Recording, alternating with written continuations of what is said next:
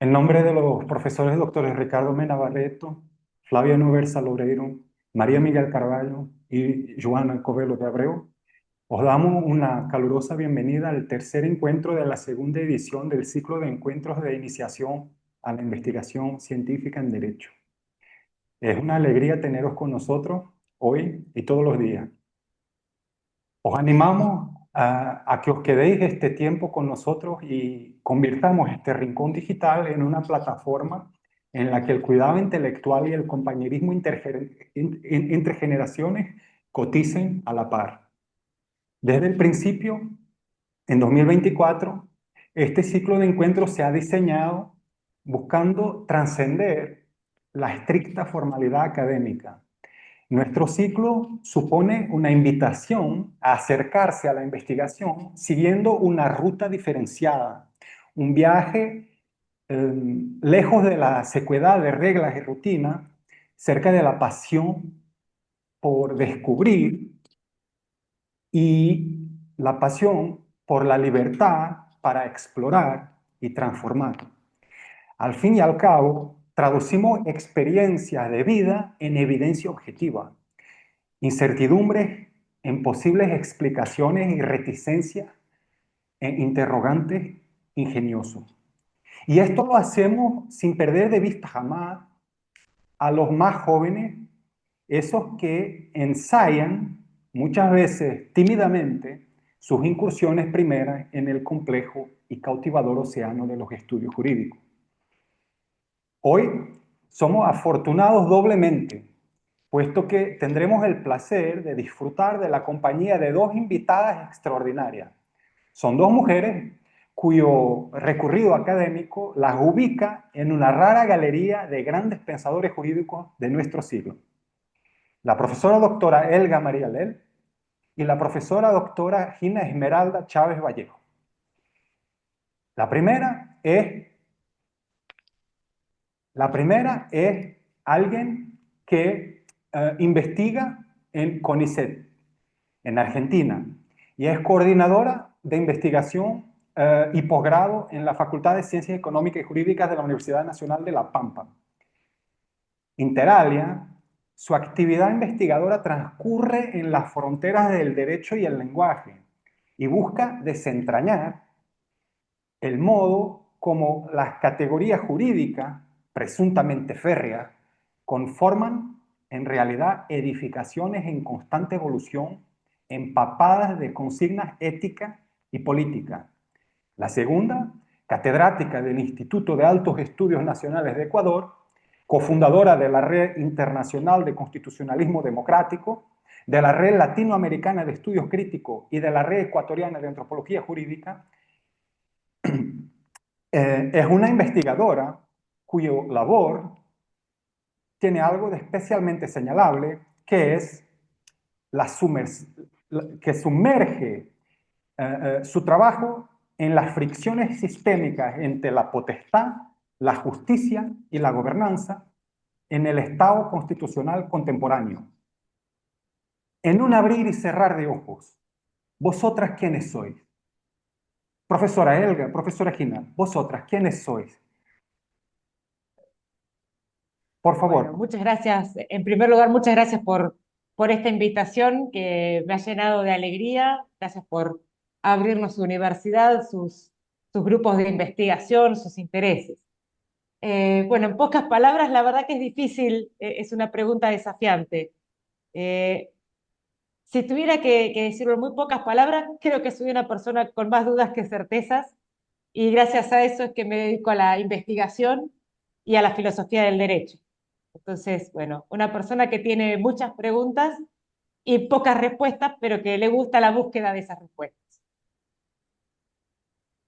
Sí, bueno, de mi parte también agradecer infinitamente la posibilidad de participar en este espacio, de conocer, aunque sea por esta vía, a Robert, a Helga, a los estudiantes de los programas de ustedes y de compartir lo que ha sido, sí, las inquietudes sobre el derecho, ¿no? Creo que En pocas palabras, asimismo, soy una persona muy inquieta, muy inconforme de lo que se nos plantea, sobre todo como verdad. Y eso aplicado al derecho ha hecho que siempre esté poniendo dudas respecto de lo que nos proponen, inclusive desde joven, porque yo... vengo de una familia donde mi padre era notario, entonces miraba cómo era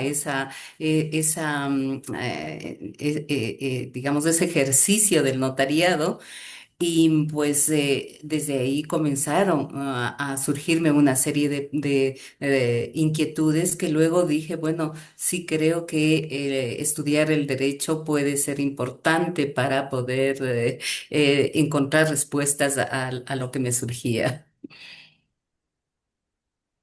Vaya manera de empezar. Pues manos a la obra. Nos planteamos las circunstancias y razones que os impulsaron a emprender la vía de la investigación. Os invitamos a compartir, bueno, vuestras consideraciones al respecto. ¿Qué papel desempeñó la autoformación en la consolidación de vuestra identidad como investigadora y en la maduración de vuestro linaje académico? ¿Hubo alguna decisión determinante en vuestra trayectoria en la que surgió la necesidad de cambiar de área o de foco intelectual? ¿Qué condiciones motivaron esa inflexión? ¿Cómo influyeron la interacción con colegas y las comunidades de investigación en la transformación progresiva de vuestras ideas? ¿Y de qué manera las dificultades institucionales o los cambios de contexto profesional moldearon vuestro modo de trabajar y reorganizar vuestra actividad investigadora? Bien, sí, ciertamente esto es, siempre es muy interesante como ejercicio pensar cómo fue la trayectoria de uno como investigador y de quienes nos rodean.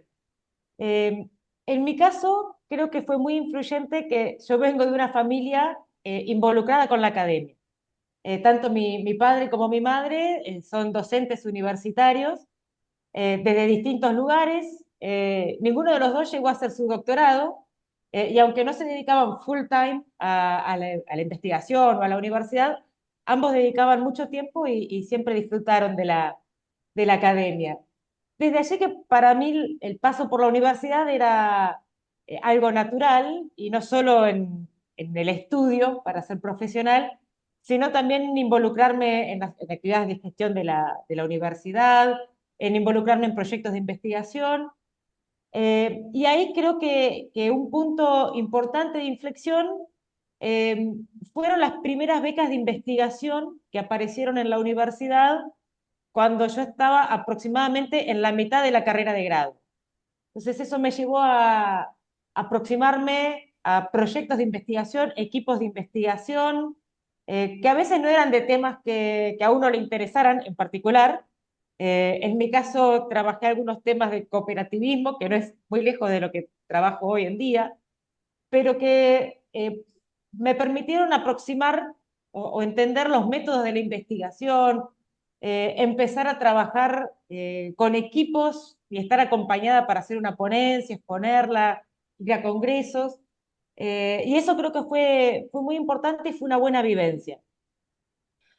Muy influyente para mí fue, extrañamente, una profesora del colegio secundario, antes de la universidad, que trabajaba temas de literatura, de lengua y literatura.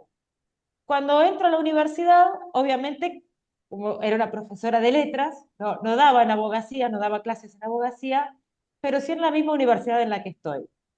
Y en algún momento me encontré con ella, ya cerca de terminar mi carrera de grado, nos pusimos a conversar y ella era investigadora de CONICET y bueno, a mí me interesaba mucho en filosofía del derecho los temas de derecho y lenguaje, no sé si por un interés personal que surgió, si tenía que ver con esta trayectoria que venía de estudiar con ella en el secundario, pero siempre me gustó mucho este tema.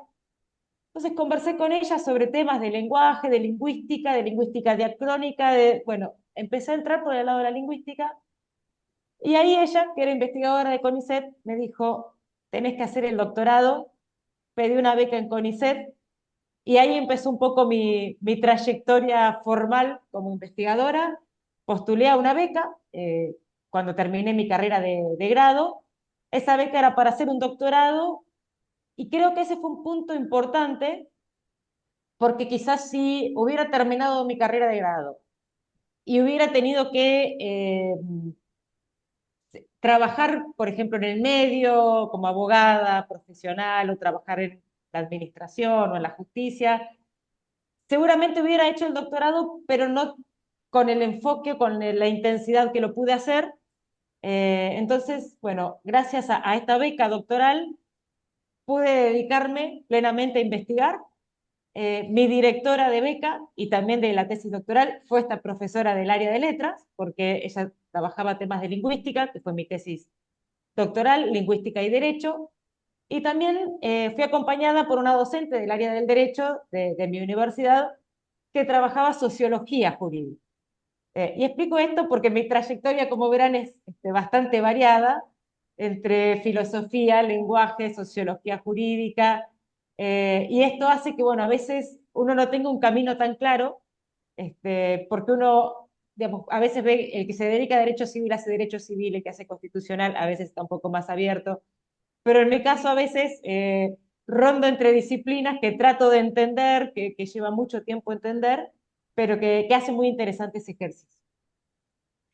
Y dificultades institucionales. Bueno, eso realmente es un mundo de dificultades institucionales que abren a veces puntos de inflexión. La primera, en mi caso, bueno, yo vengo de una universidad pequeña o relativamente pequeña, que no tenía muy desarrollada el área de investigación cuando inicié este camino, con lo cual fue un desafío poder empezar a armar equipos que trabajaran lo mismo que yo quería trabajar. Entonces, bueno, a veces uno tiene la suerte de trabajar con alguien que te forma en ese área. En mi caso tuve que hacerlo un poco sola, acudiendo a quien sabía mucho de lingüística, pero no de derecho, acudiendo a quien sabía de derecho, pero no de lingüística, y bueno, a tratar de hacer ese camino de la intersección entre las disciplinas para lo que quería lograr en mi tesis. Lo segundo, a veces es un gran problema de financiamiento. En Argentina, bueno, actualmente y siempre ha sido un problema el financiamiento para la investigación. Entonces uno, bueno, tiene que buscar becas, a veces tiene que buscar la proyección internacional para poder hacer estadías en el exterior, entender que se investiga afuera, conectarse con otros grupos, y eso siempre es importante, que bueno, a veces es una dificultad porque no hay conexiones previas para buscar esos financiamientos y oportunidades, otras veces las hay, pero bueno, es un esfuerzo personal que hay que emprender.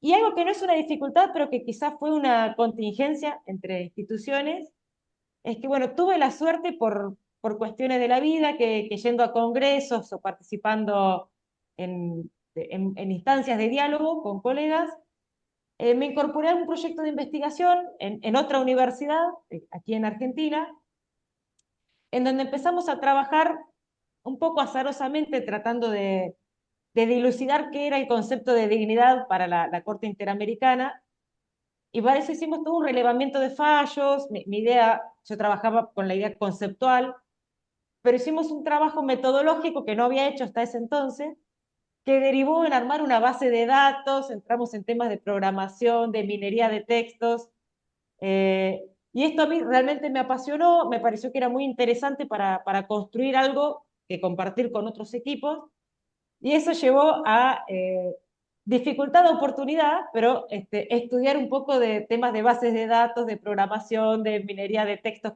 con software, algo que es interesante, y bueno, creo que es importante resaltar eso, que a veces uno se encuentra con incompetencias propias a la hora de abordar un objeto, pero la investigación nos da esa posibilidad de seguir formándonos para construir algo nuevo, ¿no? Entonces, bueno, es una dificultad, pero también una oportunidad interesante. Y Muchas gracias. bueno, sí, sí, que muy interesante. A ver, recordando.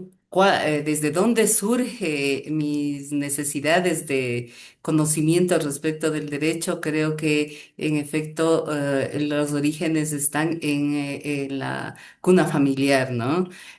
Como decía, yo vengo de una familia en donde mi padre fue notario durante 40 años. Y durante todo ese tiempo, por ejemplo, nunca tuvo una observación del organismo de control de las notarías y más que nada tenía una forma muy específica, muy particular de ejercer el notariado, por ejemplo digamos, pagaba el 50% de los ingresos de las escrituras a quien trabajaba. ¿No? Eso, por ejemplo, a mí con el tiempo me construyó un concepto de justicia. Y para mí el concepto de justicia es algo central. Creo que en todas las actividades, en todas las acciones e interacciones entre seres humanos, un poco yo pongo a prueba qué concepto de justicia hay en esa relación, sobre todo cuando son relaciones jerárquicas, ¿no es cierto? Entonces, eso me marcó muchísimo. Otra de las cosas que me marcó muchísimo, creo yo, y que marcó justamente mi ruta de investigación, es que provengo de una ciudad pequeña del Ecuador, una ciudad que está en el centro del país, se llama Riobamba y es, digamos, hace parte de la provincia de Chimborazo. Chimborazo es el volcán más alto del Ecuador. Incluso los científicos sostienen que es el volcán más alto del mundo, pero medido desde el centro de la Tierra, ¿no? Bueno, ya saben la retórica científica que nos dice. En todo caso, es un nevado, ¿no? Muy espectacular, hermosísimo, es uno de los atractivos importantes del país, atractivos turísticos. No, pero la característica de la provincia en la que vengo es que tiene un altísimo porcentaje de población indígena, ¿no? Y es clave esto porque yo veía, ¿no? Que mi padre, que la notaría de mi padre, especialmente los fines de semana, los sábados, que son feria en Riobamba, venían muchos indígenas a la notaría. Estaba lleno absolutamente de indígenas y pues prácticamente todo el día atendían. Incluso le veía a mi padre que les acompañaba al municipio a hacer pagos, etcétera, etcétera. Entonces yo me quedé con esa imagen, ¿no? Esa imagen fue muy fuerte en mí porque crecí con eso, ¿no? Y luego creo que una de las preguntas que me surgieron justamente a partir de eso es, bueno, ¿qué es lo que pasa? ¿Cuál es el problema? Porque la imagen de los indígenas, sobre todo de los indígenas de Chimborazo, es una imagen de una población, primero, al margen del resto, ¿no? Una población que en general era, digamos, marginada respecto de el resto de la población mestiza, y ahí entendía una relación de autoridad muy fuerte, muy marcada, ¿no? Que uno, digamos, obligatoriamente tenía o tenía la sensación de que hay personas arriba y abajo. Hay personas con un nivel superior y personas en un nivel inferior. Entonces, eso, digamos, a mí me marcó muchísimo.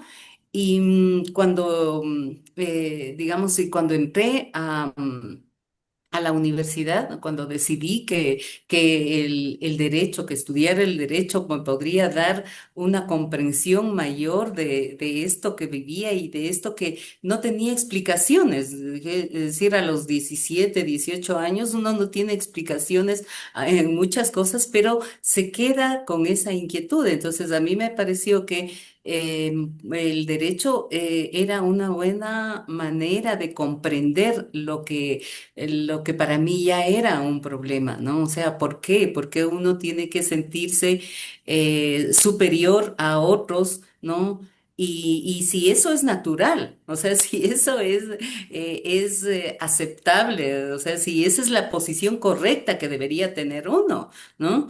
Entonces, creo que en los estudios del derecho, en esas búsquedas ya, o sea, que ni siquiera son muy conscientes en esa temporada, pero creo que ya cuando uno tiene alguna inquietud que puede ser hasta vital, ¿no? Que se convierte en una inquietud vital, el recorrido académico también le va marcando cosas, ¿no? Y ahí entre las materias que a mí más me gustaba, es la materia de derecho político. En el derecho político se estudiaba básicamente la Constitución, ¿no? No era una materia autónoma, ¿no? No se estudiaba desde las materias del derecho, ¿no? Se estudiaba derecho civil, derecho penal, derecho tributario, etcétera, etcétera, pero el derecho constitucional se estudiaba en la materia de derecho político, ¿no? Eso quería decir que había un divorcio entre el derecho y la constitución, ¿no? Lo fui descubriendo poco a poco, pero las tesis, digamos, o lo que se estudiaba del derecho constitucional, me daba comenzaba a darme algunas explicaciones, ¿no? Y es por eso que, digamos,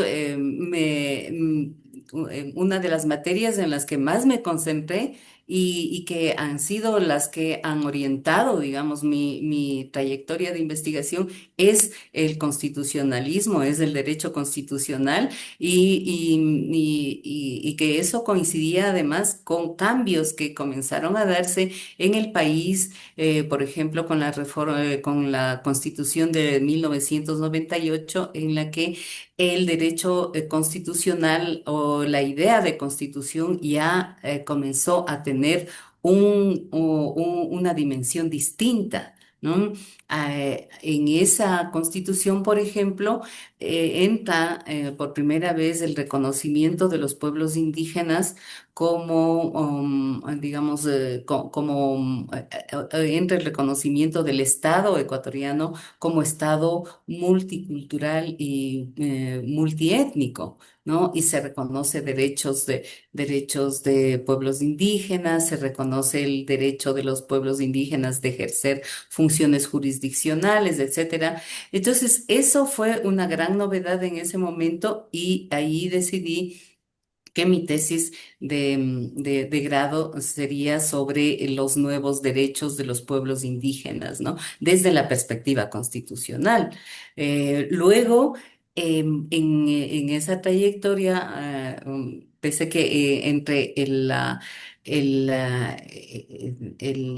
digamos, el título de grado y el título de maestría, yo participé en la creación de una organización ambientalista, ecologista, más bien dicho, en donde comenzamos a poner el debate sobre los derechos ambientales y desde una perspectiva ecologista, no desde una perspectiva ambientalista, en ese sentido, digamos, crítica a lo que digamos, al utilitarismo que se hacía desde las políticas ambientales o desde los discursos ambientales, ¿no? En esa época también ocurrió eh, que seguía incrementándose demandas de pueblos indígenas que incluso en la década de los 90 y de los 2000 hicieron grandes levantamientos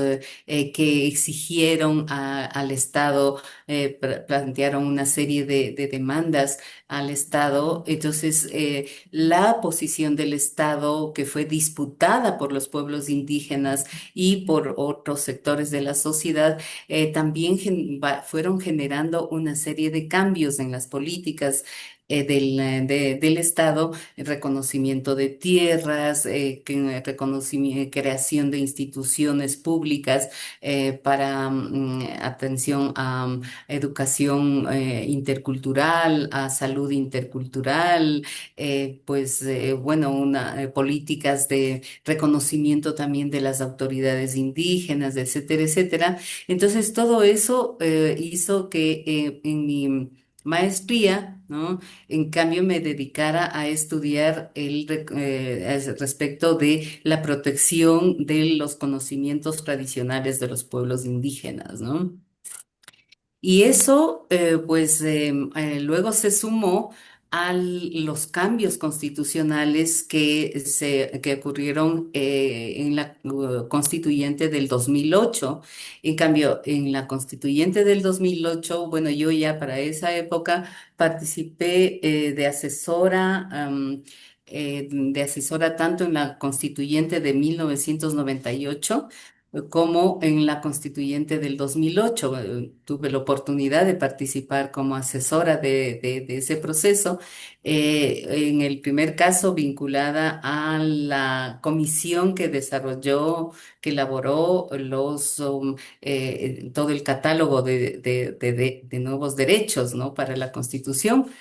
Y en el otro caso, en la constituyente que terminó aprobando la Constitución de 2008, participé en la comisión que redactó el catálogo, digamos, la parte del reconocimiento de derechos, ¿no? De todo el catálogo de derechos, que es muy grande y muy interesante, muy novedoso. En ese catálogo de derechos, por ejemplo,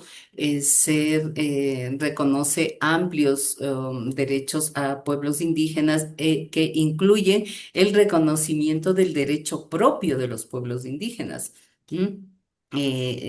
Instaurando en ese punto un pluralismo jurídico al mismo nivel, ¿no? Al nivel de la justicia ordinaria que también reconoce. Entonces, eso en términos de teoría jurídica, en términos de desafío de reorganización del sistema judicial del Estado, es toda una novedad, ¿no? Y por otro lado, también otra de las tantas novedades que tiene esa Constitución tiene que ver con el reconocimiento del derecho, como es de la naturaleza como sujeto de derecho, ¿no? Que es también una novedad jurídica que rompe con los moldes tradicionales de que el derecho básicamente es un instrumento para regular las relaciones entre humanos, ¿no? Con el reconocimiento de la naturaleza como sujeto de derecho, estamos creando la posibilidad de comprender al ser humano como un ser integral con la naturaleza y la necesidad de regular justamente las relaciones que tenemos, no solo entre seres humanos, sino también las relaciones que mantenemos con la naturaleza y el Estado asumir una posición consciente, racional, de que debe establecer límites y la sociedad también debe establecer límites en el uso que hace para beneficio propio, ¿no? Reconociendo que la naturaleza se compone de seres vivos, ¿no? Seres vivos no humanos, animales no humanos, seres vivos que hacen parte y que nosotros somos parte de la naturaleza. Es decir, en ese sentido, estas rupturas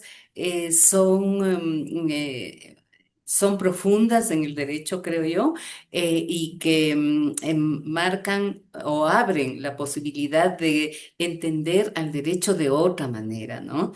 Y justamente con digamos, con esos cambios que se generaron, mi tesis doctoral, que la hice en la Universidad de Valencia, España, eh, fue sobre el control constitucional de la justicia indígena, ¿no? ¿Por qué? Porque la Constitución establece que, digamos, reconoce el derecho propio de los pueblos indígenas, reconoce la potestad, la facultad de ejercer funciones jurisdiccionales dentro de sus territorios y relacionado con sus miembros, ¿no? Pero dice hay límites y los límites son los derechos humanos, ¿no? Y para, digamos, garantizar la vigencia de los derechos humanos, le pone a la Corte Constitucional del Ecuador, ¿no? Como el único órgano que puede hacer un control externo de las decisiones que se adoptan dentro de los territorios de los pueblos indígenas. Entonces, mi tesis doctoral se enfoca en saber cómo la Corte Constitucional hace ese control de las decisiones jurisdiccionales de los pueblos indígenas sin, digamos, sin intervenir en la base de las decisiones, ¿no? Sino hace un control externo para garantizar que no se violen derechos humanos ni los que están, digamos, de las partes que están involucradas, ¿no? Entonces, miren, ahí esta invitación me ha permitido hacer una conexión entre mi niñez y de encontrar alguna razón, ¿no? Para digamos, para ver por qué he estudiado, por qué me he dedicado a estas cosas y cómo el derecho me ha dado muchas pistas para resolver cosas, ¿no? Respecto del cambio de las dificultades, creo que tiene que ver con esas dificultades de incursionar en un tema que prácticamente surge, ¿no?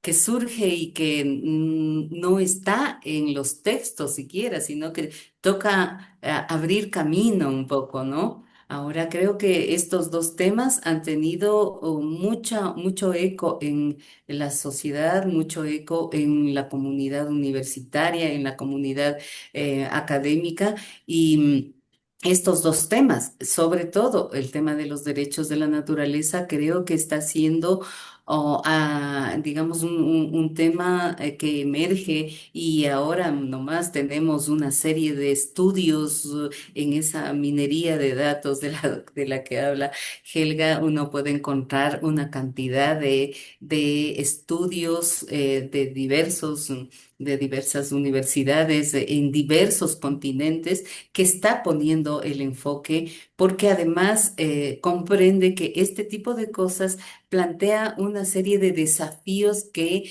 pueden resolver los problemas que en este momento tiene el derecho, ¿no? Que el derecho está cambiando muchísimo, que el derecho incluso en varios ámbitos está en una crisis muy profunda y creo que cuestiones que vienen de estos nuevos planteamientos, de estas nuevas formas o de estas nuevas modalidades de derecho, de uso de los, digamos, de las tesis del derecho pueden darnos salidas y darnos nuevas pistas para encontrar nuevas salidas, que creo yo que es lo que tenemos que hacer en épocas de crisis sobre todo. Muchísimas gracias. Mm. Ah, suelen surgir inquietudes ah, a la hora de formular una pregunta pertinente y apta para fines científicos. Quisiéramos conocer vuestro abordaje. Y una vez identificado un problema complejo, ¿cómo decomponerlo en etapas o componentes operativos que puedan ser abordados mediante métodos concretos, garantiendo así una progresión ordenada o casi orgánica del trabajo intelectual? ¿Cuáles son, a vuestro juicio, los elementos esenciales que deben considerarse al transformar un tema amplio en un objeto de estudio claramente delimitado y metodológicamente sólido, capaz de sostener una evolución conceptual coherente, y de qué modo emplear la reflexión crítica para identificar inconsistencias, lagunas o tensiones en el conocimiento existente que puedan generar una línea científica genuina y conducir a una renovación de la tradición investigadora. Mm. Bien, esa es una de las grandes preguntas que tenemos siempre que empezamos a delinear un proyecto de investigación, un proyecto de tesis cuando uno dirige tesistas. Y ciertamente quizás lo más complejo, porque es pasar quizás del interés personal a una actividad profesional. Entonces, uno pasa casi de la ingenuidad de una pregunta a poder planificar una investigación seria que se va a desarrollar en años, con los recursos y la infraestructura disponible, que pueda ser compartible. Y entonces esto requiere mucho esfuerzo. Yo siempre les digo a quienes han trabajado conmigo, y porque es también algo que aprendí yo en mi trayectoria, que es que poder delinear un objeto de investigación, poder pasar desde esa gran pregunta a un problema, o de un tema a un problema, y del problema a un problema científico que sea acotado, que sea estudiable, que podamos abordar, paradójicamente lleva mucha investigación previa. Entonces, bueno, para poder empezar a investigar hay que investigar mucho antes. Entonces, creo que es muy importante, obviamente, tener un interés personal, es decir, tener una pregunta genuina, propia, porque ciertamente la investigación es un trabajo arduo, a veces muy solitario, eh, y no siempre el camino es liso y llano, o sea, que a veces tenemos que superar varias dificultades. Entonces es importante que uno tenga una inquietud personal por ese tema porque va a ser más fácil. Pero la inquietud personal no alcanza, sino que hay que estar dispuesto a complejizarla para operativizarla. Cuando digo complejizarla es, bueno, necesito poder recortarla en un tiempo y espacio, que es un estudio empírico. Si es un estudio teórico, bueno, poder reconocer que probablemente haya infinitas discusiones y que uno tiene que, aunque sea, abordar un marco teórico que defina correctamente desde dónde voy a aproximarme a este fenómeno, porque no puedo estudiar todas las vertientes posibles. Entonces, saber que además todo recorte, ya sea espacio-temporal, ya sea desde el marco teórico, implica dejar dimensiones de lado. Y cuando digo esto es porque obviamente hacer ese recorte nos da un objeto más asequible, pero dejar cosas de lado nos tiene que dejar en la conciencia de que tenemos que estar abiertos a un potencial diálogo de lo que no hemos enfocado, lo que no hemos estudiado. Entonces, bueno, uno podrá tener muy buenas conclusiones sobre lo que hizo, que después lo hablaremos, pero uno también tiene que saber que el estudio tiene limitaciones. Y es tan importante definir cuáles son las limitaciones del estudio. Bueno, si yo abordé desde la filosofía o desde la lingüística un estudio, probablemente deje quizá las relaciones de poder de lado, o quizá tenga dentro, quizá tenga que dejar valores morales, quizá los estudie, relaciones políticas, pero uno tiene que ser consciente de que deja fuera y también comunicarlo, porque es también un ejercicio de honestidad intelectual. Entonces, lo primero es pasar de una gran pregunta a saber que uno no tiene todas las herramientas, ni tiene todo el tiempo, ni tiene todo el presupuesto, ni tiene eh, todas las posibilidades de escribir todo. Entonces, poder recortar un objeto asequible, ya sea desde el plano teórico como desde el plano, si es un estudio empírico, digamos, espacial y temporal. Y ahí creo que hay un ida y vuelta muy grande, que es donde está el gran esfuerzo, que es que armar un proyecto de investigación, proyecto de beca, proyecto de tesis. Es un esfuerzo gigante al que hay que darle mucho tiempo, ponerle mucho esfuerzo, porque eso ahorra esfuerzo futuro, digamos, ahorra los errores de la investigación en sí. Entonces, yo creo que lo primero que uno hace es plantearse ese problema, trata de hacerlo asequible.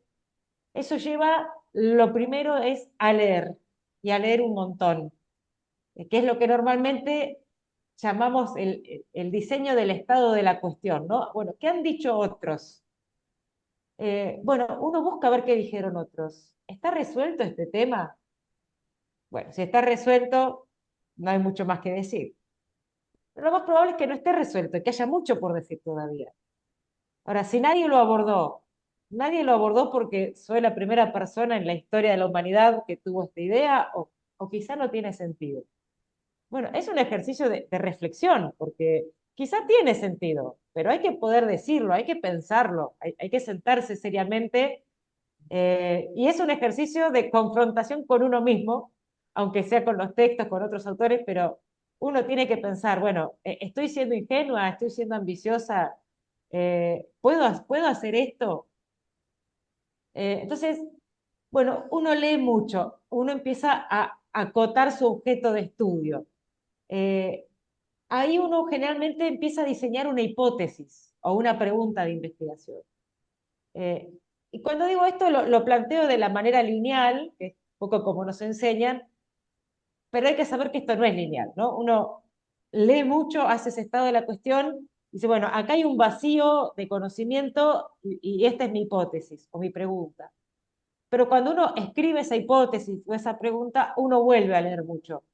Entonces uno vuelve a ver si realmente está ese vacío, si no está contestado, si hay algo que sea un insumo. Bueno, uno va casi volviendo siempre en bucle a verificar con la bibliografía, con lo que uno escribe, palabra por palabra. Bueno, uno avanza y hace objetivos. Y cuando uno escribe los objetivos, vuelve sobre la hipótesis, vuelve sobre las lecturas. Para mí los objetivos, hipótesis, objetivos, son elementos claves o esenciales para pensar ese tema de investigación o problema. ¿Por qué? Porque si uno puede hacer buenos objetivos, dependiendo, por supuesto, si es un proyecto de investigación de varios años, una tesis doctoral de maestría, plan de beca, dependerá cuántos, qué tan ambiciosos. Buenos objetivos, objetivos concretos, nos permiten saber qué queremos lograr. Entonces, ¿estamos queriendo lograr un solo proyecto o estamos queriendo lograr un montón de proyectos en una hoja? Eso nos hace pensar mucho de, ¿estamos realmente queriendo abarcar más de lo que estamos prometiendo o no? Entonces, explicitar en la escritura los objetivos, todos los objetivos específicos, nos hace pensar las actividades que vamos a hacer. ¿Esto es meramente escribir? ¿Es ir a hacer encuestas? ¿Es ir a hacer entrevistas? ¿Es hacer análisis del discurso? ¿Cuántos documentos? ¿Son suficientes? ¿Son muchos? ¿Qué voy a mirar en esos documentos? Entonces, bueno, uno hace esos objetivos y uno piensa la metodología. Y la metodología, aunque a veces es, para quienes estamos en derecho, es un momento raro, porque así como otras disciplinas tienen muy establecidos y consolidados sus métodos, en el derecho tenemos muchos métodos para estudiar nuestro objeto complejo, eh, pero viene la hora de la verdad, ¿no? Entonces, aunque es complejo pensar esa metodología, porque no tenemos un laboratorio como en química, bueno, uno tiene que ver si está siendo pecando de ambicioso o no, y lo doy con un ejemplo.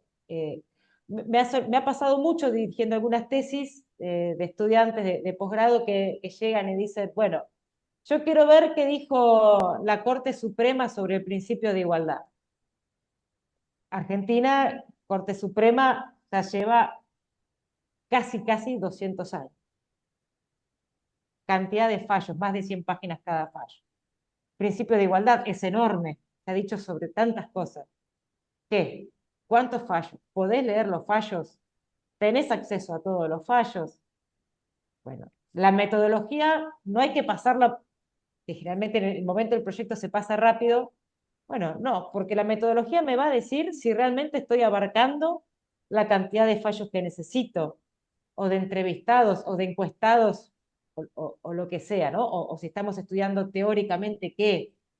Pero es muy importante detenernos en esos pasos del proyecto, de pasar a una pregunta concreta, de poder esbozar una hipótesis, que es esa respuesta que explique el fenómeno, de pensar qué queremos averiguar o por qué queremos averiguar esto, materializarlo en objetivos, actividades y metodología, que sea concreta, que sea asequible, que sea completa. Entonces, es preferible no ser demasiado ambiciosos a veces, y ahí nos sentimos a veces mal, porque uno cree que investigar tiene que ser descubrir la pólvora. Y bueno, a veces no es descubrir grandes cosas, a veces es actualizar un conocimiento, es poder discutir algo que no se ha discutido con esta misma perspectiva, y aunque parezca pequeño, es más probable que ese pequeño enfoque muy puntual nos permita ser más novedosos. Entonces ahí creo que esta pregunta sobre las inconsistencias es más que relevante. Porque uno, o sea, no hay que aspirar a ser Savigny, un poco el ejemplo que siempre decimos. O sea, ya los juristas que escribían un folletín y plantaban ideas novedosas o que se discutían, no es el paradigma actual de la investigación. El paradigma actual de la investigación es un método estandarizado, varios métodos estandarizados en la comunidad científica, pero a veces es ser muy especialistas en algo pequeño. El ejemplo que siempre también damos a veces en clases es, no se trata de ser un océano de conocimientos, sino profundidad, ¿no? Muy puntual. Y ojo que cuando uno dice puntual, es que uno se hace experto en un pequeño área, pero esa experticia requiere muchísimo conocimiento abarcativo, ¿no?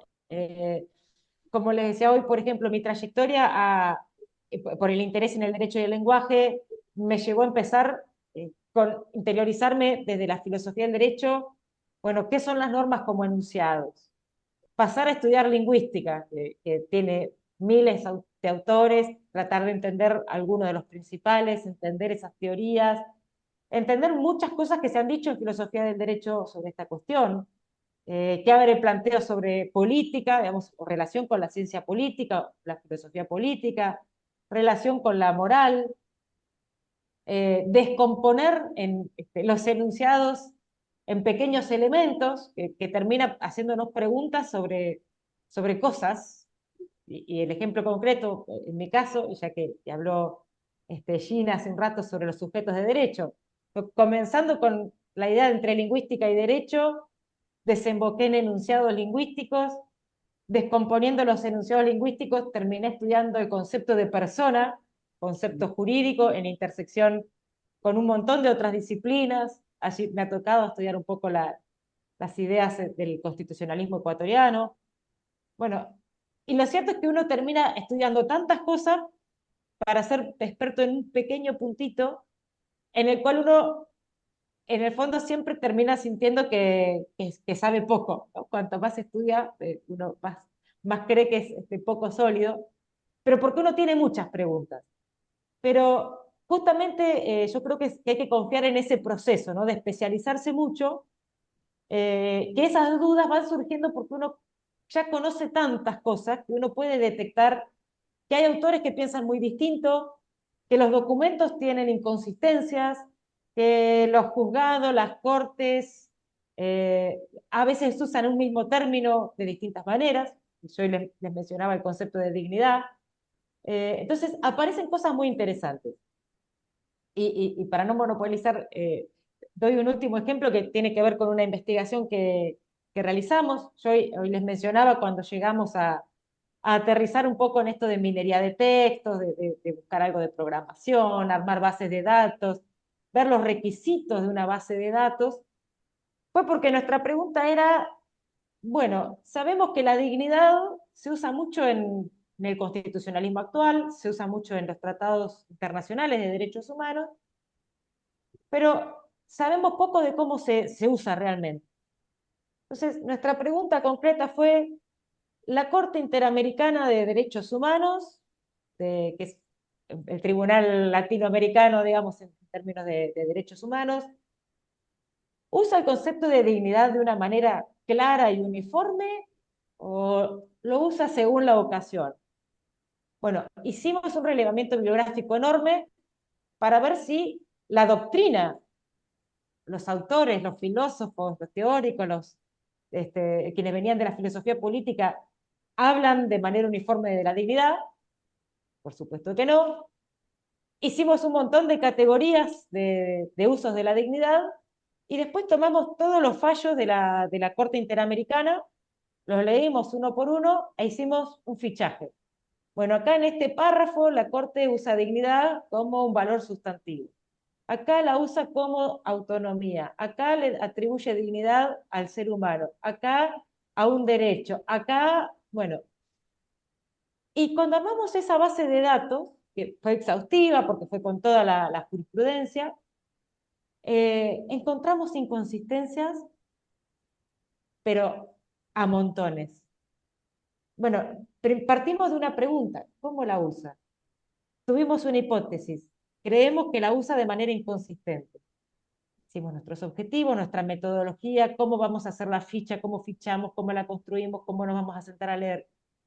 Bueno, y realmente es súper interesante, porque pudimos ver que no solamente hay inconsistencias, sino que hay usos, por ejemplo, que crecen en determinado momento histórico, usos que decrecen, que a veces la Corte Interamericana se libera de la Convención Americana de Derechos Humanos y usa dignidad para crear otros derechos. Bueno, aparecieron muchas cosas interesantes y creo que eso es lo importante de tener un buen método, que si uno se acota y tiene la paciencia de darle tiempo a ese proceso de investigación, después uno se sienta a mirar los resultados y aparecen las cosas. Bueno, esto es igual de lo que decía la teoría, de todo eso que leí, de todas esas horas que me senté en una biblioteca a leer. Ah, pero mira, acá no parece lo mismo. Bueno, ¿y por qué? ¿Y qué tendencia hay? Bueno, y ahí creo que es donde aparecen los aportes. Eh, Citan siempre a los mismos autores, cita a la Corte a otros tribunales, se cita a sí mismo. Bueno, y lo mismo se puede replicar con la jurisprudencia de tribunales nacionales. Se puede hasta ver, por ejemplo, en la propia elaboración de leyes. Bueno, a ver que cuando los legisladores de un país crean una ley, ¿cómo la discuten? ¿Cómo se generó ese proyecto? ¿Quiénes la presentaron? ¿En qué contexto? ¿De qué ideología o partido vienen? ¿No? Entonces, ahí creo que aparecen cosas interesantes en términos de, bueno, todo este proceso que llevó a elaborar una pregunta, una hipótesis, buenos objetivos, una buena metodología, rinde sus frutos en que la precisión de la pregunta nos permite encontrar muchos resultados porque los analizamos bien. Entonces, si tengo que sintetizar los elementos para construir un objeto, bueno, hacer una acotada pregunta, no desesperarnos por la ambición de una gran pregunta, saber que a veces el aporte viene en algo pequeño, tener objetivos pocos, pero bien programáticos. ¿Para qué quiero lograr esto? ¿Qué me veo haciendo? ¿Para qué? Eh, y ser muy prolijos con la metodología. Si estudio textos, ¿cuántos son abarcativos? Si hago entrevistas, ¿cuántas? ¿Por qué? ¿Representan todo lo que quiero ver? ¿O solo estoy entrevistando a las personas con las que tengo comodidad? ¿Hago encuestas? Bueno, quienes hacemos filosofía, muchas veces nuestra metodología es contraponer autores.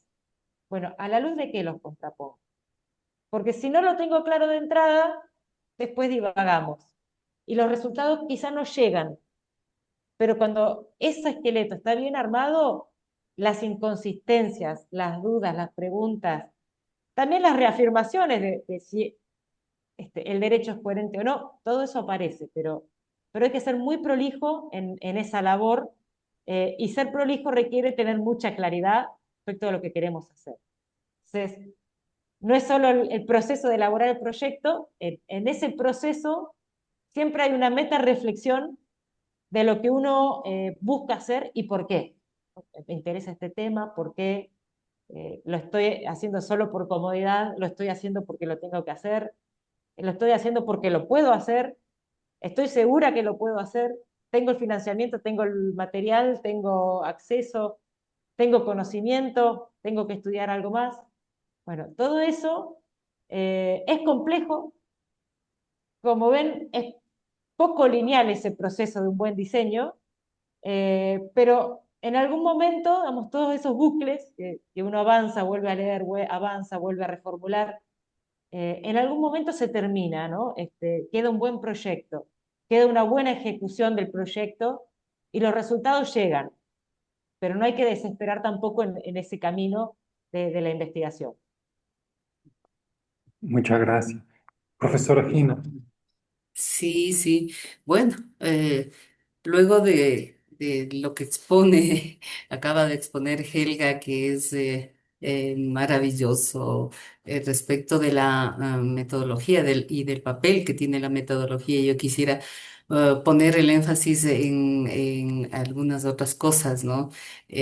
Por ejemplo, y sí quisiera partir del mismo punto que partió Helga, es decir, de cómo las inquietudes propias son una guía, una primera guía importantísima para poder plantearse una investigación, porque es esto que te inquieta, es esto que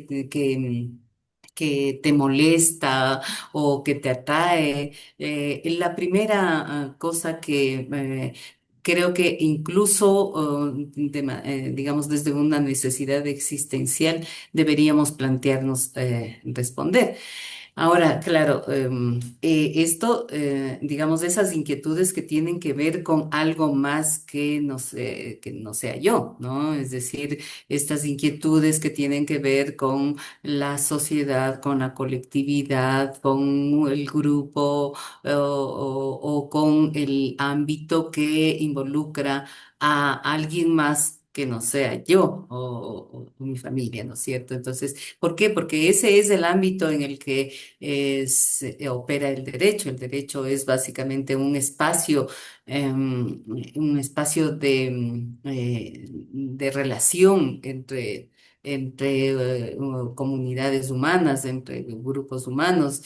Entonces, ese es el ámbito natural, pero creo que justamente el punto de partida es qué me inquieta a mí respecto de esa convivencia social, de esa convivencia comunitaria, colectiva, esa convivencia política, esa convivencia jurídica, ¿no? Creo que ese es el punto de partida para poder ubicar qué es cuál es el ámbito de la investigación en la que yo podría aportar más. ¿Por qué? Porque, como bien decía Helga, ahí es en donde le pones pasión, ahí es en donde le pones interés, ahí es en donde la investigación resulta un desafío personal, un desafío propio en el que tienes que encontrar respuestas y tienes que encontrar las mejores respuestas, tienes que encontrar respuestas que te satisfagan, que satisfagan las más importantes inquietudes que has ido alimentando a lo largo de tu vida, ¿no?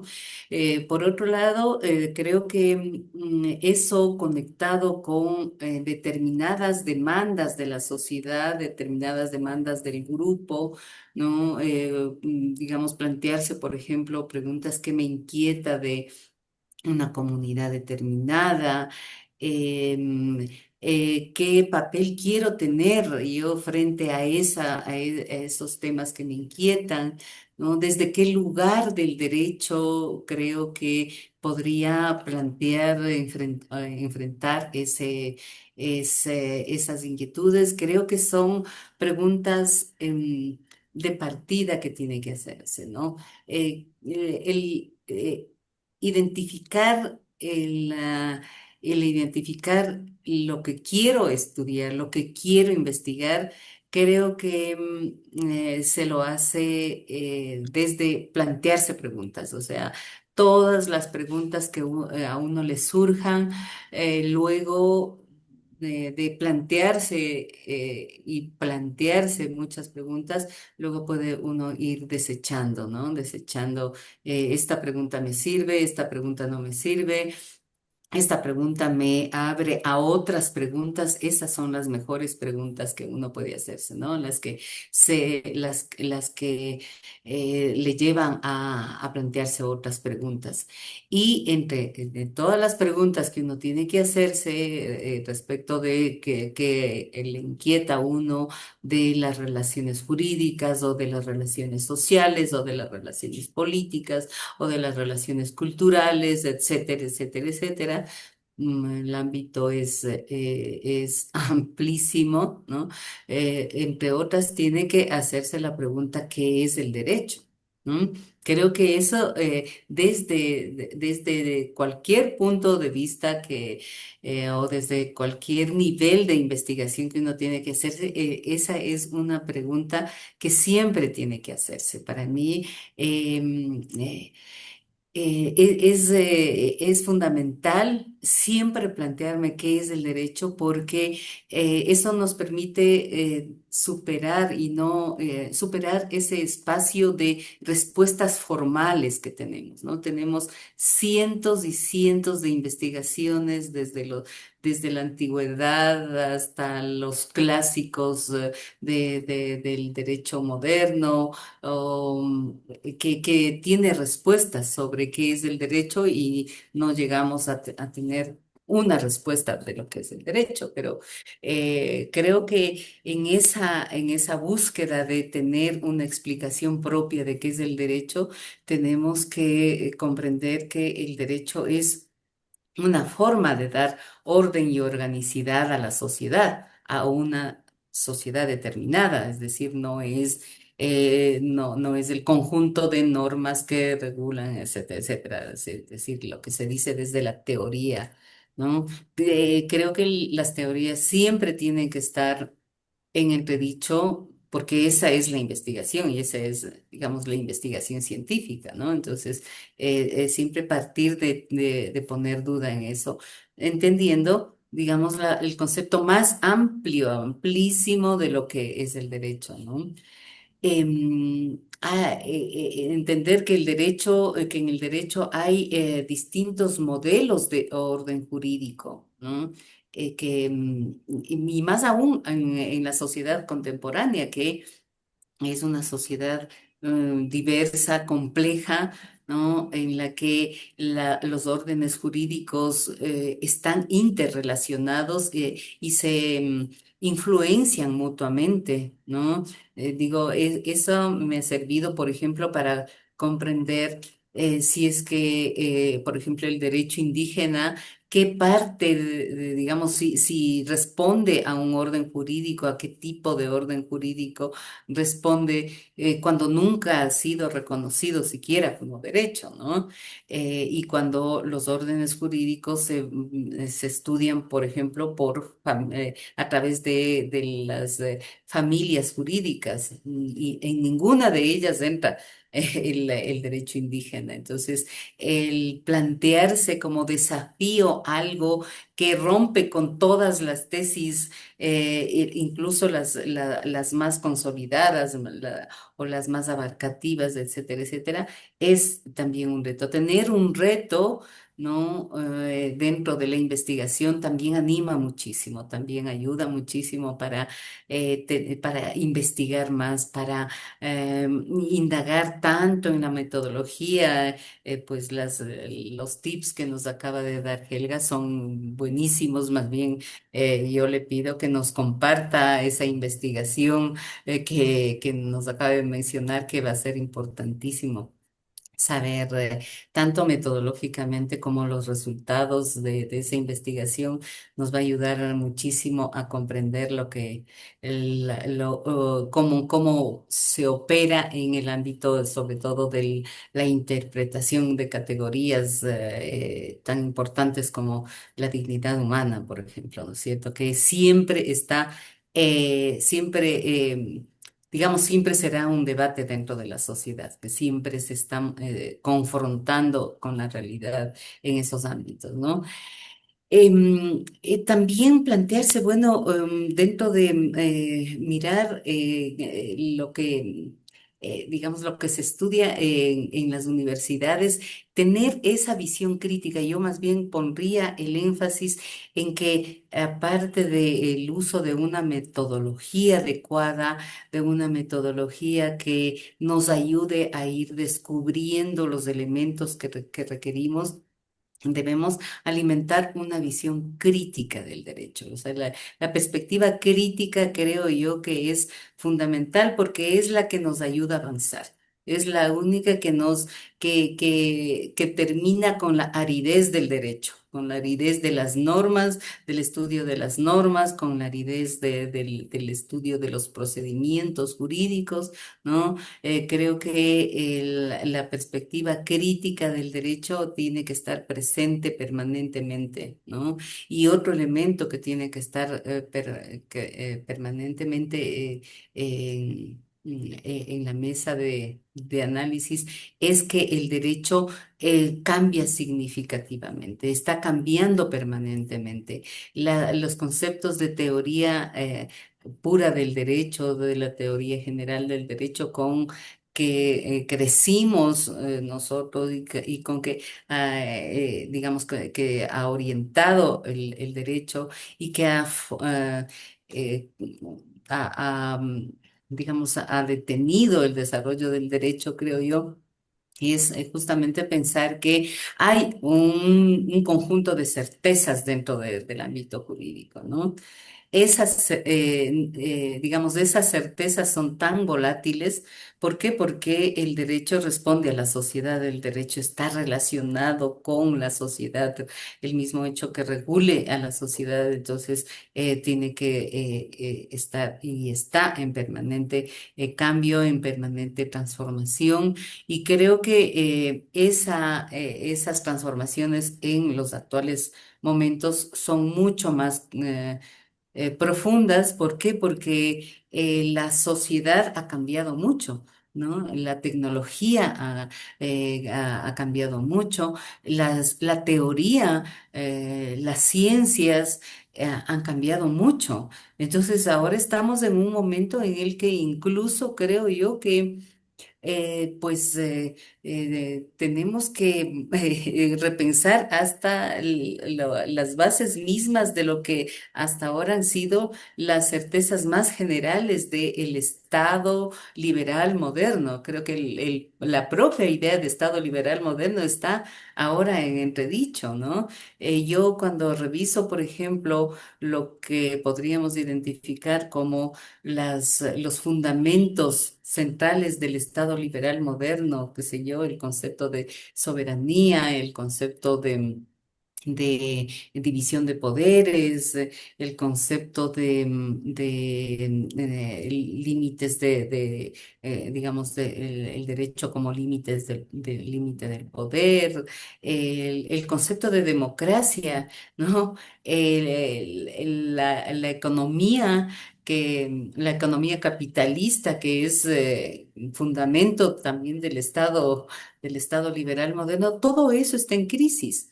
Estamos en un momento de crisis en el que se están redefiniendo muchas cosas, ¿no? Y no se nos puede escapar que el derecho también va a tener que ser redefinido, ¿no? Entonces, frente a eso, por ejemplo, ahora no solo que tenemos que ser críticos, sino que tenemos que desafiarnos en esta idea de cómo repensar nuevamente las instituciones. ¿M? El propio concepto de derechos humanos. Creo que, por ejemplo, la crisis que tienen en este momento las instituciones de derechos humanos, las instituciones internacionales de derechos humanos está llevando peligrosamente a pensar que los derechos humanos están vaciándose, ¿no? O que puede haber otro tipo de respuestas que ignoren los grandes conceptos que hemos desarrollado o las grandes ideas que hemos desarrollado y que han sido la base de los derechos humanos, como por ejemplo la dignidad humana, ¿no? Sabemos que el mismo concepto de dignidad humana ha tenido etapas, ¿no? Al comienzo estaba muy ligado a, digamos, a ideas más filosóficas, ¿no? O a la necesidad de poner algunos límites cuando más adelante creo que las demandas sociales tuvieron un papel muy importante como para redefinir el concepto de dignidad humana, de derechos humanos en general, que eso fue incluyéndose en las cartas constitucionales, eso fue incluyéndose en el discurso jurídico y se crearon una serie de instituciones jurídicas, ¿no? Y así con todos las instituciones jurídicas que han permitido digamos, asentar, o qué sé yo, un concepto de constitución, asentar un concepto de norma, un concepto de ley, etcétera, etcétera, ¿no? Eso junto con estas otras emergencias de las que he hablado, ¿no? Estos otros conceptos que han ido surgiendo y que sí, yo comprendo que, por ejemplo, para Argentina es bastante complicado comprender los planteamientos, por ejemplo, de pluralismo jurídico, ¿no? Creo que ese es uno de los desafíos en el debate muy importantes porque nosotros hemos asumido en general y así hemos sido formados un concepto en el que la tesis central ha sido construir una idea universal de derecho, ¿no? Pero ahora el propio concepto de universalismo también está en crisis, ¿no? Entonces, y las tesis de pluralismo creo que ya en este momento han rebasado el pluralismo político, que es el único que ha sido aceptado dentro del debate y ha alcanzado a lo jurídico, ¿no? Y por eso uno podría comprender que, por ejemplo, y eso es lo que nos ha pasado aquí en el Ecuador. O sea, una de de los discursos que han alarmado o que han llamado a la preocupación es de que se va a terminar el Estado de Derecho con el reconocimiento del derecho indígena y el reconocimiento de las facultades jurisdiccionales de autoridades indígenas para resolver sus problemas al interior de sus comunidades o que se termina el derecho si es que se reconoce a la naturaleza como sujeto de derecho, ¿no? Todas esas, digamos, las preocupaciones centrales sobre eso ha sido que, pues, se va a terminar con el Estado, ¿no? Se termina el Estado, se termina el derecho. ¿Por qué? Porque el Estado liberal moderno fue concebido para que sea un Estado unitario, un Estado en el que exista un solo derecho, un derecho formalizado, institucionalizado, etcétera, etcétera, y que el derecho básicamente regula la relación entre los humanos. Bueno, no se ha acabado el Estado, ¿no? Y es más, pues él creo que ha ampliado y ha colocado tesis muy importantes respecto de cómo democratizar el derecho de las relaciones entre el Estado, la sociedad y la naturaleza, por ejemplo, ¿no? Cómo plantearnos nuevas formas de relación, cómo rever todas las tesis sobre las cuales se ha fundamentado el Estado liberal moderno y cómo redefinirlo en este momento en el que estamos en crisis, ¿no? En el que se están redefiniendo las cosas y que hay un alto riesgo que las visiones más autoritarias se instalen, ¿no? Creo que ese es el mayor desafío que tenemos en este momento en la investigación del derecho, mirar el estudio desde una perspectiva crítica que ponga en crisis todas las tesis que se han dado hasta este momento. Creo que las grandes crisis son las grandes oportunidades para revisarlo todo, para reverlo todo y para muchas veces regresar a ver los orígenes de esto, porque creo que en los orígenes hay muchas cosas que son el fundamento de una sociedad, por ejemplo, de una sociedad democrática, ¿no? De una sociedad con una democracia amplia y radical, no como como es una caricatura de democracia que vivimos en varios países, ¿no es cierto? Entonces, me parece que ahí están los grandes desafíos de la investigación y la inconformidad con la que uno parte, entender que esa puede ser la mejor guía para poder avanzar en el estudio. Y luego sí, tomar todas las notas metodológicas que nos ha dicho Helga, porque no tiene ningún error esos recorridos metodológicos. Hay muchos, creo que hay un avance muy importante ¿cómo es? En el ámbito metodológico. Y ahora incluso con el uso de las nuevas tecnologías, creo que muchos aspectos metodológicos se facilitan. Entonces, los jóvenes investigadores especialmente son o los que mejor pueden manejarse en ese ámbito, ¿no? Pero siempre con una mirada crítica y una mirada teniendo presente que el derecho cambia permanentemente. A pesar de que tengamos códigos, a pesar de que tengamos leyes y muchas constituciones que duran más de 100 años, etcétera, etcétera, etcétera, ¿no?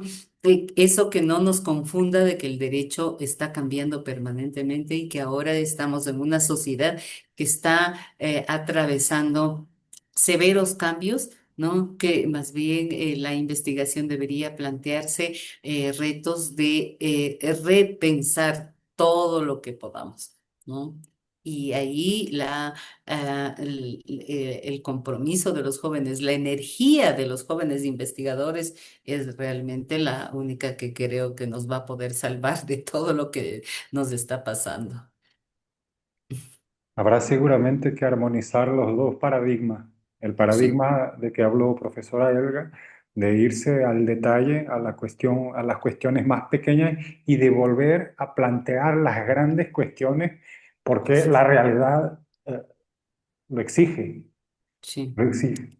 La filosofía jurídica y en general la filosofía, creo yo que es en este momento nos está llamando, ¿no? A volver. Creo que nos olvidamos mucho de estudiar filosofía, creo que nos olvidamos mucho de estudiar filosofía del derecho, filosofía en general de las. Creo que ahora que no sea la astrología, sino que sea la filosofía la que nos guía los cambios, el camino que tenemos que volver a crear, ¿no?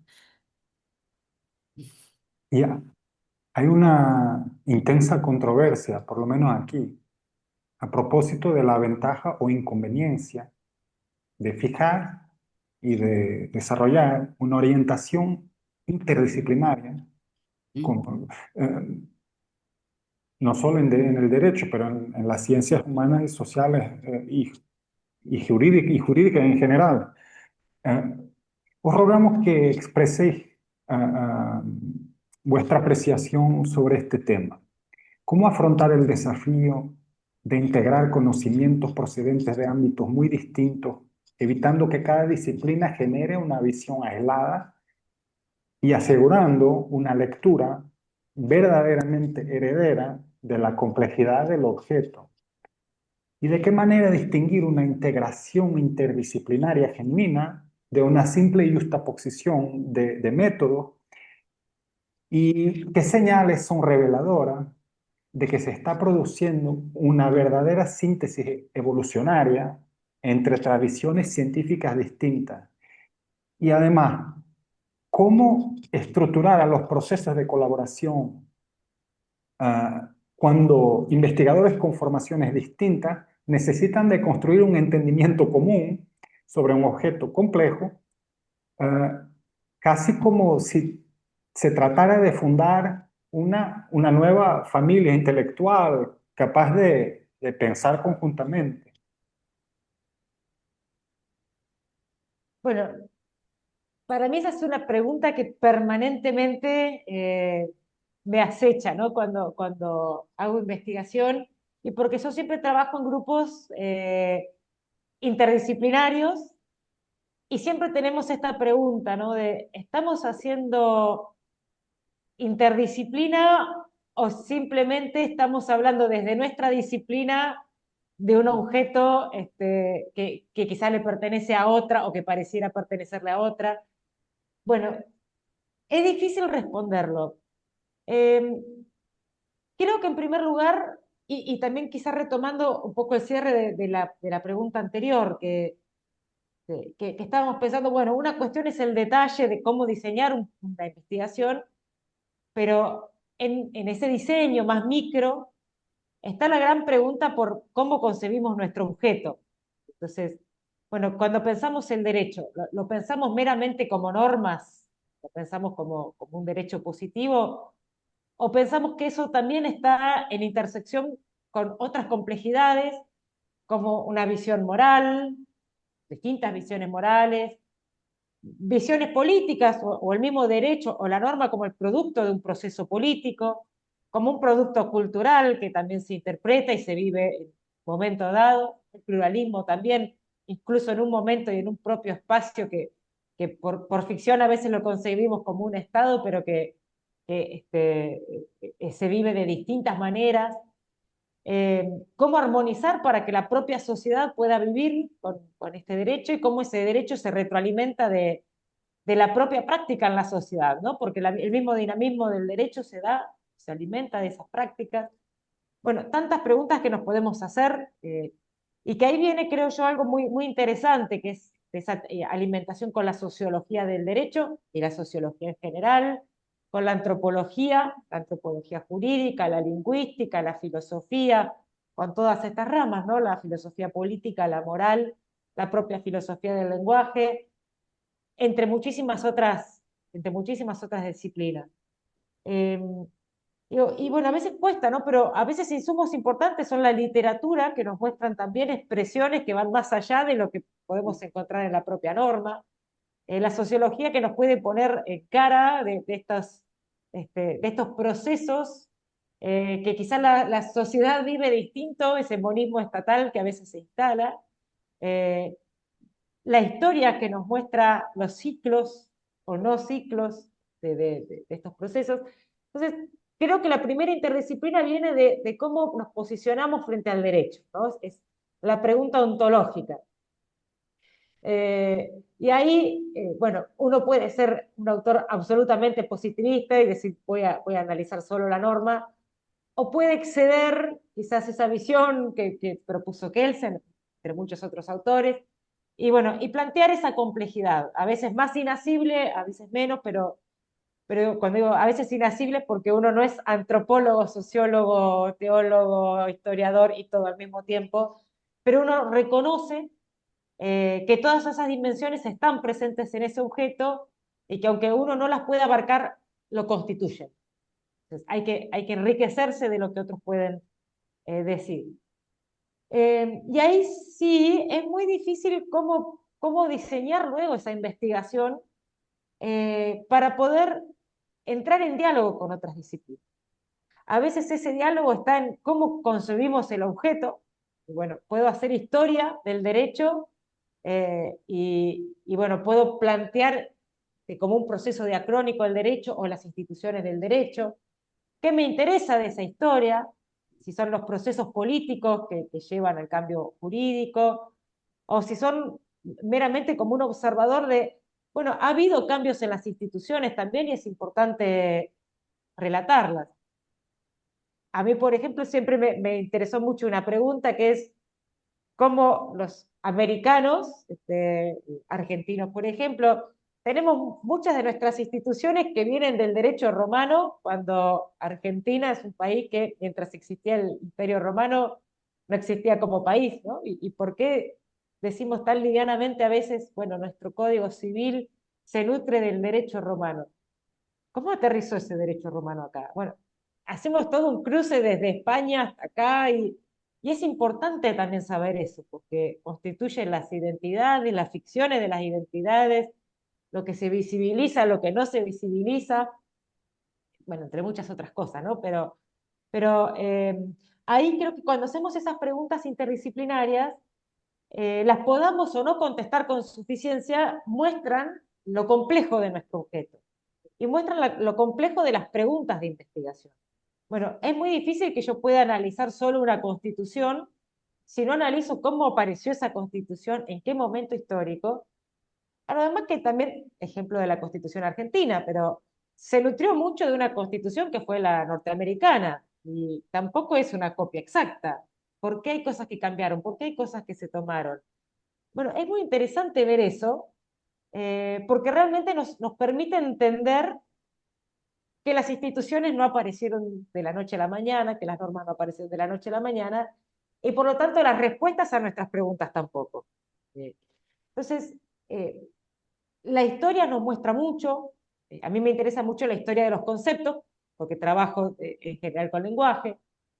En cuanto al lenguaje, bueno, es inasible todo lo que hay para ver. La filosofía del lenguaje es enorme. A mí me interesa la lingüística. Bueno, ¿qué palabras se usan? ¿Cómo se arma?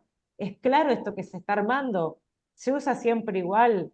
¿Qué le pasa a la pobre población que tiene que interpretar algo que ni siquiera los propios profesionales del derecho interpretan de la misma manera? Bueno, ¿cuántas dificultades que tenemos con estos procesos? Eh, los aportes que han existido desde otras disciplinas, como por ejemplo la sociología jurídica, respecto de los feminismos, desde el derecho constitucional, la visibilización de las vulnerabilidades de ciertos grupos, eh, las preguntas filosóficas también sobre, bueno, hoy Eugene hablaba de cómo está cambiando el Estado y el derecho como un elemento constitutivo del Estado, porque la soberanía ya no es la misma que la ficción moderna, los estados ya no son los mismos de la modernidad, la complejidad de las relaciones sociales que están detrás de esas normas no son las mismas.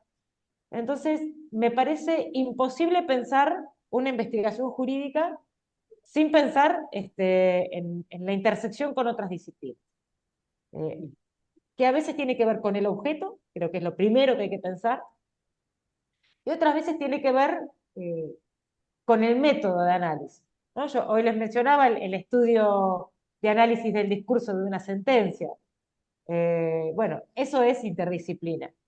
Eh, ¿Por qué? Porque bueno, uno sale a buscar los elementos que otra disciplina le da para analizar su objeto. Quienes hacen literatura y derecho, bueno, tienen que entrar en un análisis literario para el derecho, economía y derecho, informática jurídica, antropología jurídica. Bueno, las intersecciones son múltiples.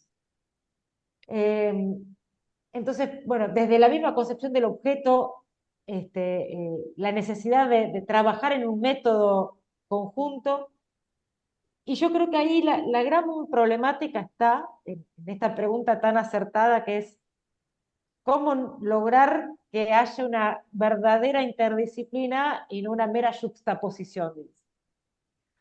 Bueno, ese para mí es el desafío constante de quienes hacemos interdisciplina, que espero que seamos cada vez más, ¿no? Pero es muy difícil porque realmente todos hablamos un poco desde nuestra disciplina. Entonces, bueno, yo enfoco el derecho desde la mirada del jurista, aunque trate de estudiar lingüística, aunque trate de estudiar elementos de informática, de historia, pero es muy difícil.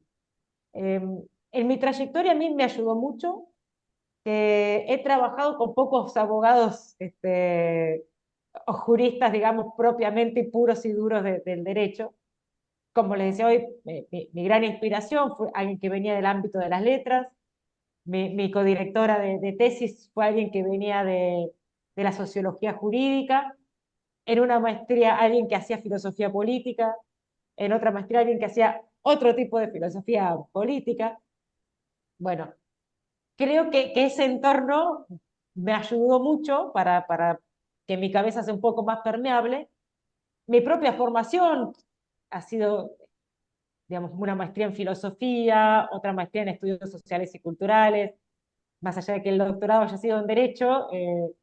Bueno, mi trayectoria siempre navegó en otros lados fuera del derecho. Eh, pero aún así uno no tiene que perder esa identidad de que quiere estudiar el derecho, aunque sea con todos esos insultos. Entonces es muy difícil, pero es un esfuerzo que hay que tener conciencia.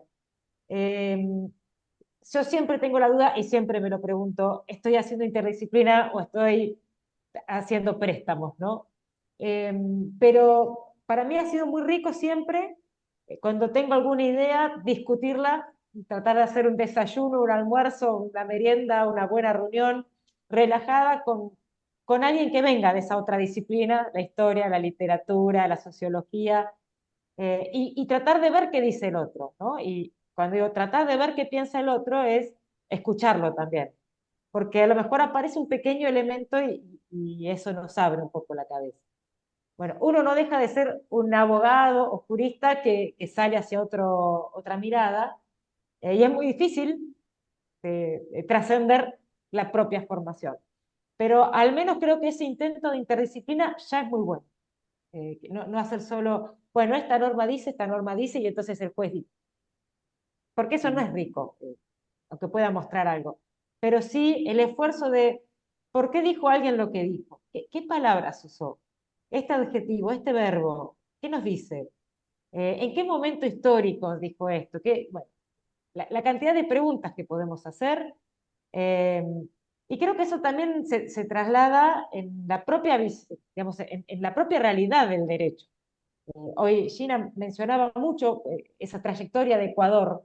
Eh, bueno, cómo se llega a concebir una constitución que reconoce un pluralismo, que reconoce la naturaleza como sujetos de derechos.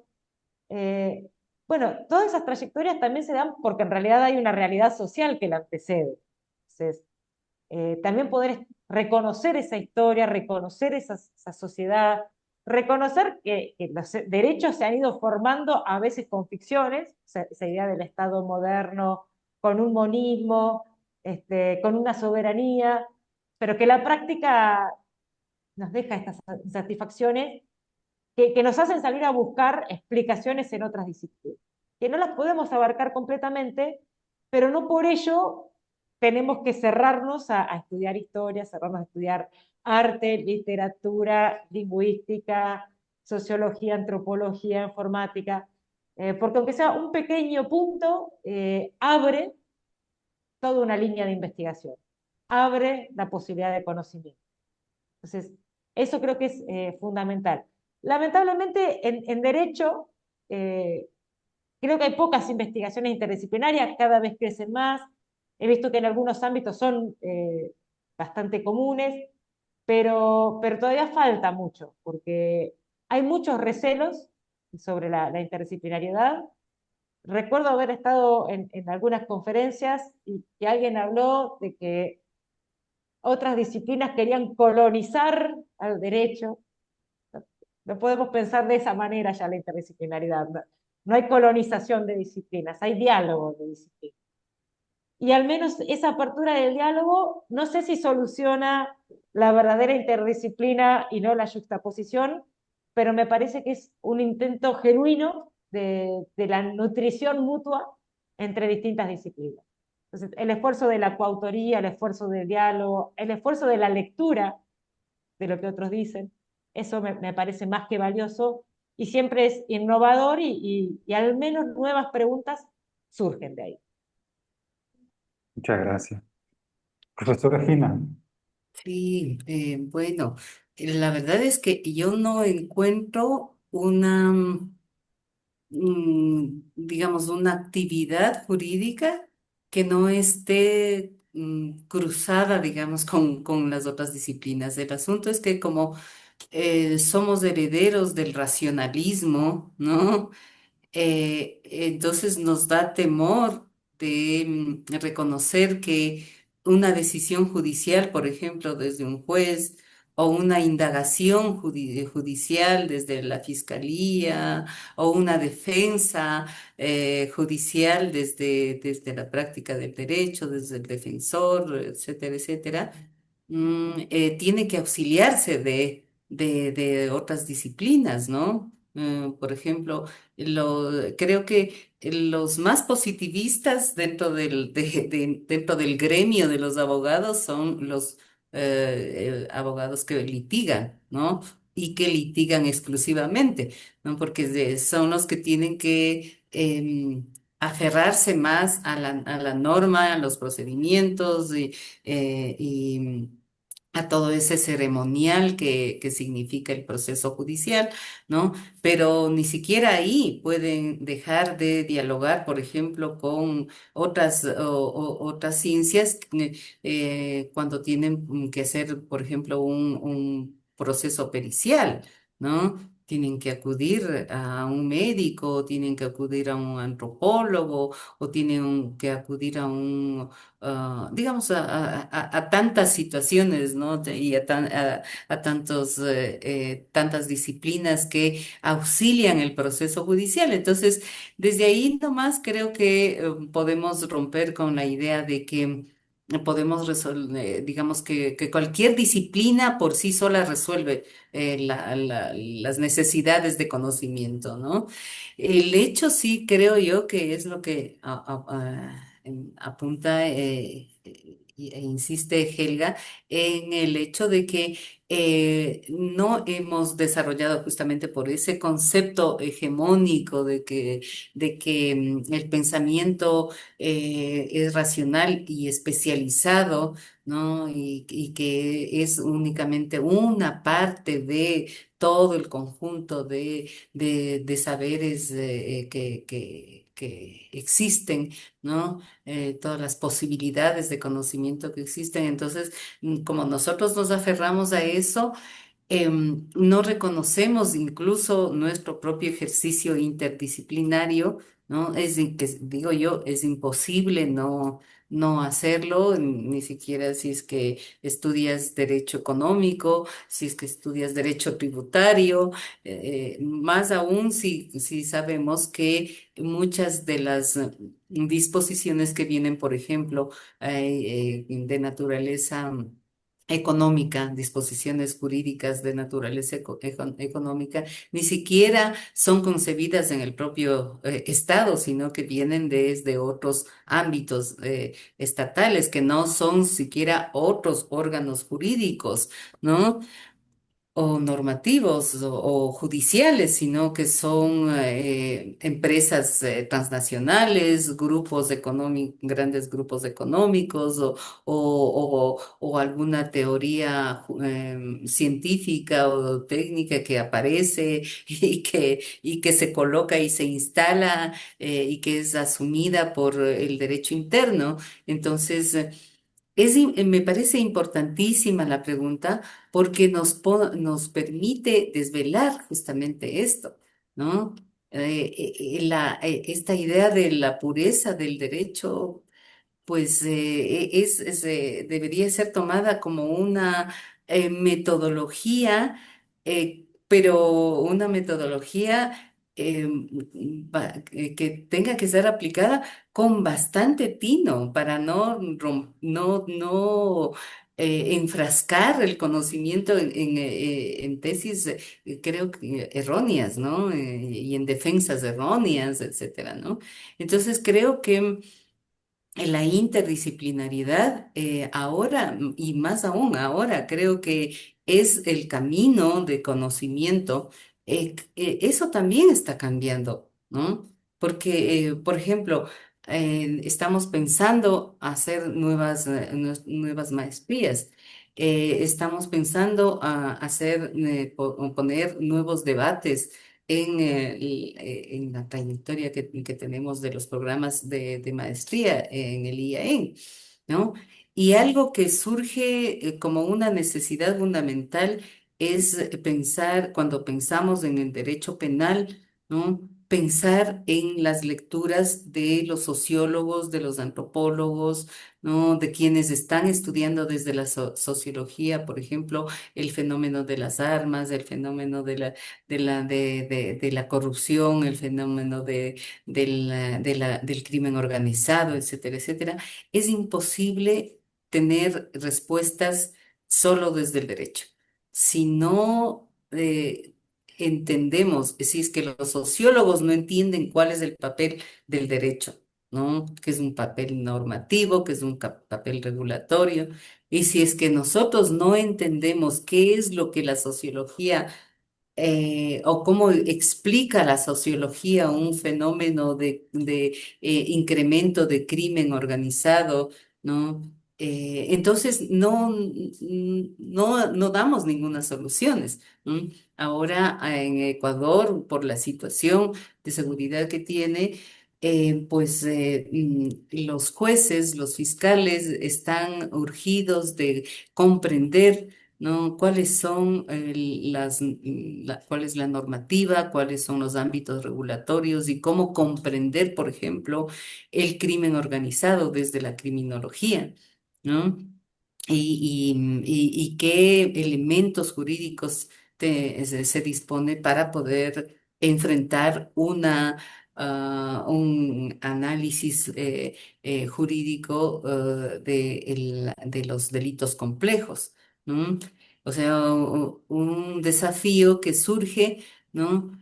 Y que para mí tiene que ser tomado con pinzas y sobre todo tiene que ser tomado con una investigación previa. El derecho no está preparado para dar todas las respuestas frente a situaciones como estas. Entonces, ¿a quién tenemos que acudir? Tenemos que acudir a quienes están estudiando desde la sociología, desde la antropología, ¿no? Este tipo desde la criminología, ¿no? Este tipo de situaciones para tener explicaciones y para poder comprender eh, ¿cuál es el nivel normativo y cuál es el nivel regulatorio aplicable a esas situaciones que van apareciendo, ¿no? Ahí aparecerán tal vez nuevas necesidades de regulación, ahí se solicitará o se impulsará reformas, etcétera, etcétera, pero si no comprendemos el fenómeno social, si no comprendemos el fenómeno cultural, si no comprendemos el fenómeno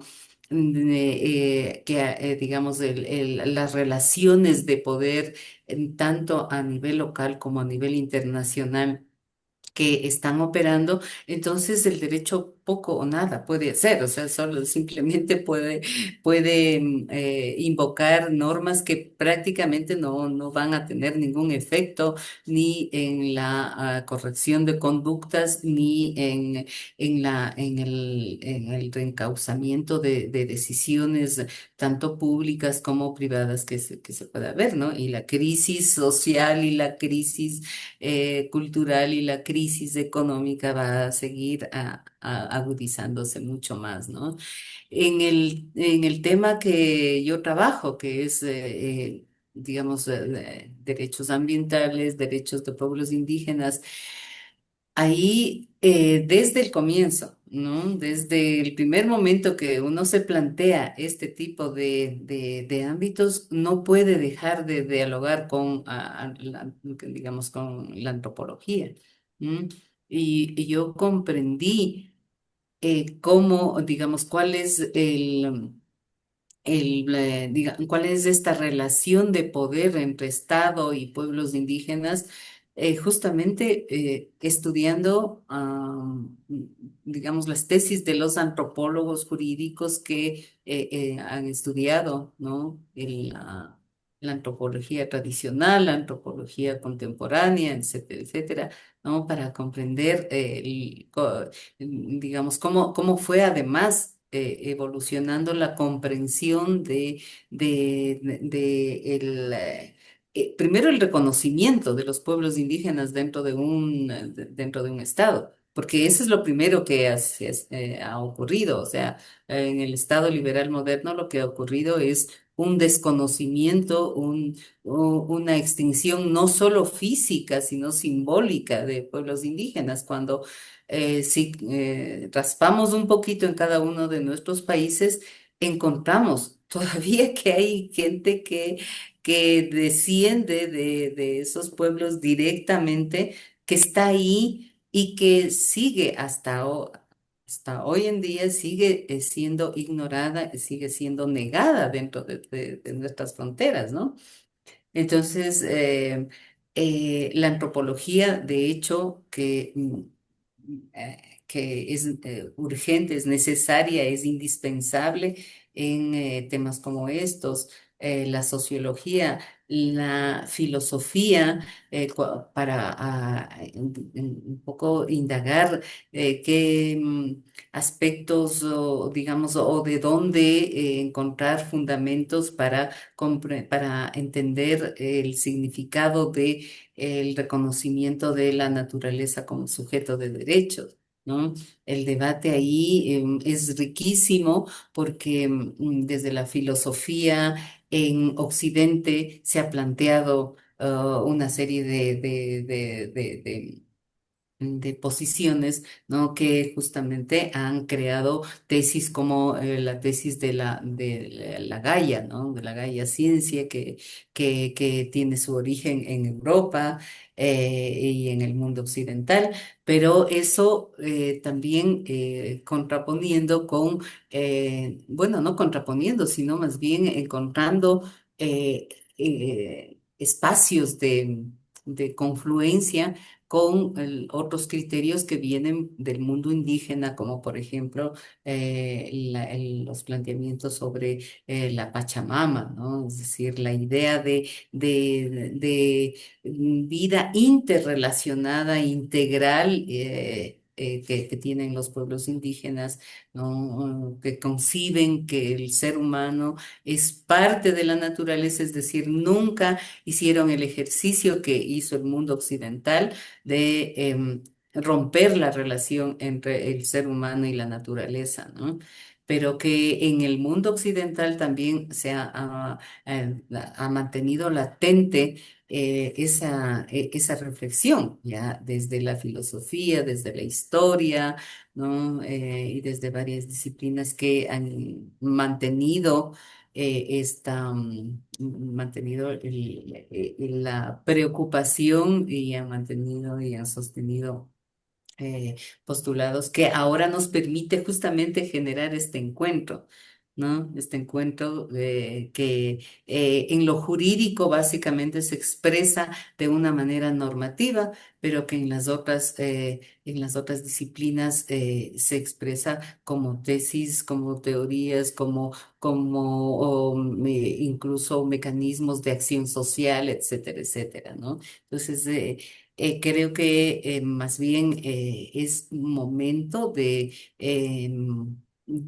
encontrar tal vez una metodología adecuada para que no sea este diálogo eventual entre disciplinas, ¿no? Sino que se incorporen dentro de los procesos, de los procesos tanto de investigación como de formación, ¿no? Es decir, cuando podamos tener un programa un programa de grado, ¿no?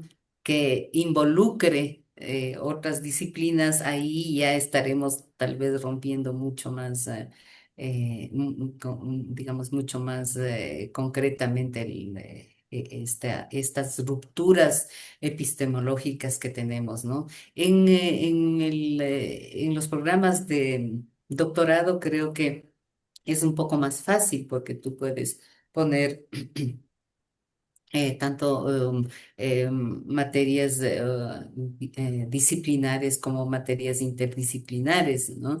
Pero el problema es que nosotros desde el propio grado venimos ya con unas lecturas bastante encapsuladas, encuadradas, que son, creo, las que tenemos que ir superando, ¿no? Como el derecho, como el sistema mundo y como el cosmos, la ciencia en su pluralidad es una. ¿Eh? Profesora doctora Gina, profesora doctora Elga, en nombre de los profesores doctores Ricardo Mena Barreto, Flavia Noversa Loreiro, María Miguel Carballo y Juana Covelo de Abreu, os agradecemos infinitamente, ya que lo que tuvimos frente a nosotros fueron más que dos currícula vitae intachables y dos listados credenciales académicas que legitimarían, por supuesto, vuestra posición en este foro. Pero hemos tenido más. Lo que hemos contemplado son dos itinerarios existenciales que se han esculpido y seguramente dado forma también a conjectura, a, a circunstancias determinadas de Argentina, de Ecuador, de América Latina y de la comunidad académica internacional. Son dos mujeres acostumbradas a lidiar cotidianamente con lenguajes disímiles en el derecho positivo y en las comunidades, en la teoría crítica occidental y las epistemologías sureñas, en las demandas de la esfera académica y en las impostergables reivindicaciones ciudadanas que tenemos frente a nosotros cada día. Dos investigadoras que, situadas en sus específicos dominios, han rechazado la separación entre la reflexión y la responsabilidad. Han elegido comprender el conocimiento como un vehículo que no solo sirve para describir, sino también para evolucionar. Que tienen claro que investigar se basa también en custodiar.